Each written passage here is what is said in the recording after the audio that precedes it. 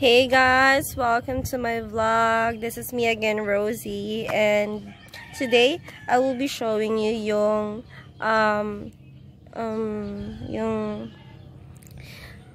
pagpunta namin sa Pagadian City, and because we visited yung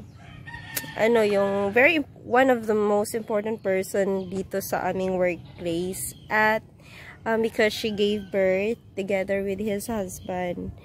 And so, pumunta kami doon. We visited them in the hospital. And then, kumain kami and all that. So, please watch this video. Like and subscribe if you haven't yet.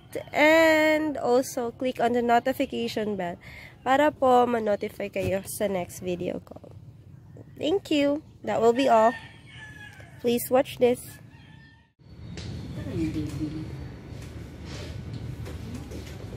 Daghan kayo, ma'am?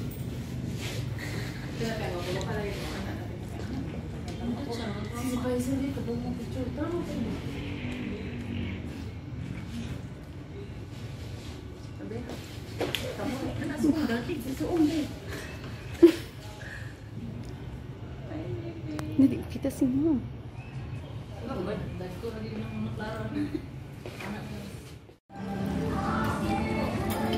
Namin sa kamayan. Sulod na sa sabaw. So, among pagkaon karon is sinigang na hipon, pansit guisado. Sa paliday. Long ko isa. Ay, ganun pattern. Ay, napaday kulang isa. This one is a grilled squid. Mga unta. Okay, after it's like a minute of eating, kaninang nabilin sa among ipangkaon. Gutom gyud mi obviously, hurot among rice. Hi guys, it's so hot right now. Looking at everything in this area, it's really hot. It's almost 12.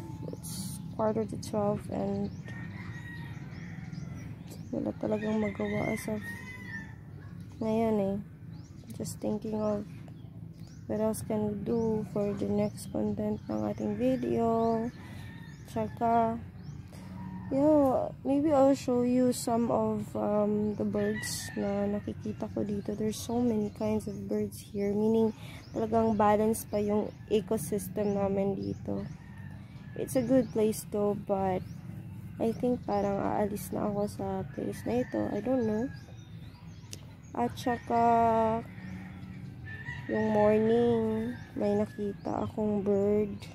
I think it's trying to make a nest on that tree doon sa nearby yung kitchen namin. You saw naman kung saan kami nagkukook. So, I think also sa next na mga video ko, I will try to speak in English para naman ma-practice yung English ko and hindi lang mga Filipino yung makakaintindi ng aking videos. Pati na yung mga hindi Filipinos, like foreign countries, diba? Because alam naman natin that the internet is global, YouTube is global, so I think it would be best if I will be speaking in English, no? So see you on my next one. I hope that makagawa pa ako ng marami pang video. Guys, tignan nyo. Namatay ang kambing na isa. Yung kambing na isa namatay. Nasagasaan siya kanina. I'm very sad. Look, oh. Anyway. At yung mother niya, yun yung mother niya.